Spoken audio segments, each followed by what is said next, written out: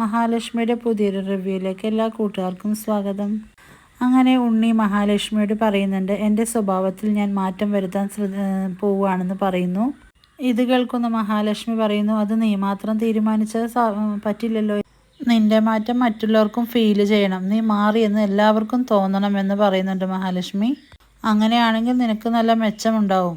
പിന്നെ കമ്പനിയുടെ കാര്യങ്ങളൊക്കെ അറിയാമല്ലോ, ചില തീരുമാനങ്ങളെല്ലാം എടുക്കുന്നത് കണ്ണേട്ടനാണ്. ഇത് കേൾക്കുന്ന ഉണ്ണി പറയുന്നു, അങ്ങനെയല്ലല്ലോ, ഇപ്പോഴത്തെ തീരുമാനങ്ങൾ എടുക്കുന്നതെല്ലാം ഏട്ടത്തിയല്ലേ, ഏട്ടത്തി നോ പറഞ്ഞാൽ കണ്ണേട്ടൻ അത് വളരെ സീരിയസ് ആയിട്ട് തന്നെ എടുക്കുമെന്ന് ഉണ്ണി പറയാൻ കേട്ടോ. അപ്പോൾ മഹാലക്ഷ്മി പറയുന്നുണ്ട്, അത് കണ്ണേട്ടന് എന്നെ വിശ്വാസമുള്ളത് കൊണ്ടാണ്, ആ വിശ്വാസം നേടിയെടുക്കാൻ നിനക്കോ നിൻ്റെ അമ്മയ്ക്കോ സാധിച്ചിട്ടില്ല എന്ന് പറയുന്നുണ്ട്. ഇത് കേൾക്കുന്ന ഉണ്ണി പറയുന്നു, ഇനി ഞാൻ പറഞ്ഞില്ലേ, ഇനി എൻ്റെ ഭാഗത്തുനിന്ന് ഒരു തെറ്റും ഉണ്ടാവില്ല എന്ന്.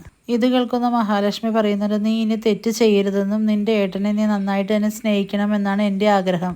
കാലിൻ്റെ ചലനശേഷി നഷ്ടപ്പെട്ടിട്ടും കമലേശ്വരം എന്ന വലിയ കുടുംബത്തെയും അതുപോലെ കമ്പനിയും എല്ലാം ഒരുപോലെ കൊണ്ടു നടന്ന ആളാണ് എൻ്റെ കണ്ണേട്ടൻ.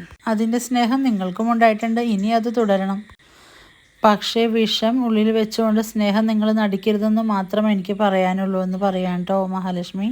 ഇത് കേൾക്കുന്ന ഉണ്ണി പറയുന്നുണ്ട്, ഇനി അങ്ങനെയൊന്നും ഉണ്ടാവില്ല ഏട്ടത്തി എന്ന് പറയുന്നു.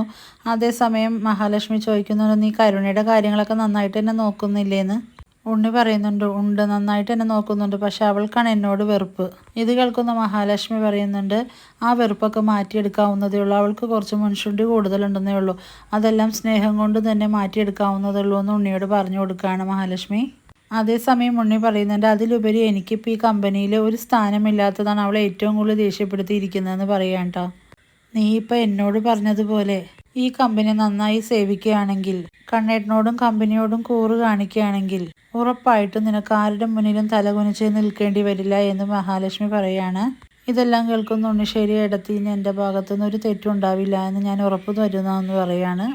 അതുമാത്രം പോരാ ഉണ്ണി, കുടുംബത്തിലുള്ളവരെ തമ്മിൽ പരസ്പരം തല്ലിക്കാതെ എല്ലാവരും സ്നേഹത്തോടെ പോവാൻ നീ നിമിത്തമാകണമെന്നും, പ്രത്യേകിച്ച് കരുണയുടെ മനസ്സിലെ തെറ്റിദ്ധാരണകളൊക്കെ മാറ്റാൻ. ഇത് കേൾക്കുന്ന ഉണ്ണി പറയുന്നുണ്ട്, ഞാൻ പരമാവധി എന്നെ കൊണ്ടാവുന്ന പോലെ ശ്രമിക്കുക എന്ന് പറയുന്നു. അങ്ങനെ ഉണ്ണി അവിടെ നിന്ന് പോവുകയാണ്. അങ്ങനെ ക്യാബിൻ്റെ പുറത്ത് വന്ന് ഉണ്ണി മനസ്സിൽ പറയുന്നുണ്ട്, നിൻ്റെ കാല് പിടിച്ചത്, നിന്നെ കാലെ പിടിച്ച് വലിച്ചു കയറുമെന്ന് ചിലർ ഉറപ്പ് പറഞ്ഞത് കൊണ്ട് മാത്രമാണ് ഞാൻ നിൻ്റെ മുന്നിൽ ഇങ്ങനെ വന്ന് പറഞ്ഞതെന്ന് ഉണ്ണി മനസ്സിൽ പറയുകയാണ് കേട്ടോ.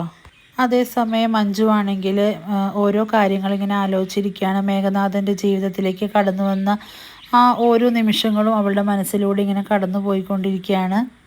മേഘൻ്റെ വീട്ടിൽ വലതുകാല് വെച്ച് കയറി വന്നതും, അതേസമയം മേഘനാഥനും മാനസിയും ആ കുട്ടിയെ കൊഞ്ചിക്കുന്നതും അതെല്ലാം അവളുടെ മനസ്സിലേക്ക് ഇങ്ങനെ ഓടി വരികയാണ്. അതെല്ലാം ഓർത്ത് അവൾ നിൽക്കുകയാണ്. അതേസമയം മേഘൻ അവിടേക്ക് കടന്നു വരുന്നുണ്ട്. അല്ല, നീ എന്താ ആലോചിക്കുന്നതെന്ന് മേഘൻ ചോദിക്കുന്നുണ്ട് മഞ്ജുവിനോട്. ഏത് സമയം നിനക്കിങ്ങനെ ഇരിപ്പാണല്ലോ, എന്താ കല്യാണം കഴിഞ്ഞിട്ട് വല്ല പുതിയ പ്രേമവും തുടങ്ങിയോ എന്ന് മഞ്ജുവിനോട് ചോദിക്കുന്നു.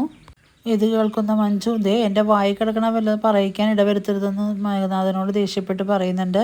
ഇത് കേൾക്കുന്ന മേഘൻ പറയുന്നു, നിൻ്റെ ഈ പ്രശ്നങ്ങളൊക്കെ തീരാൻ പോവുകയാണെന്ന് പറയുന്നുണ്ട് മഞ്ജുവിനോട്.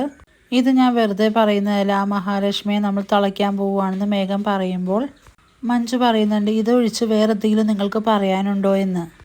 നിങ്ങളൊക്കെ സ്വപ്നം കാണുന്നത് പോലെ ഒന്നും നടക്കാൻ പോകുന്നില്ല എന്നും മഞ്ജു പറയുമ്പോൾ മേഘനാഥൻ ചോദിക്കുന്നു, അതെന്താ നടക്കില്ല എന്ന് ഇത്ര ഉറപ്പെന്ന് പറയുന്നു.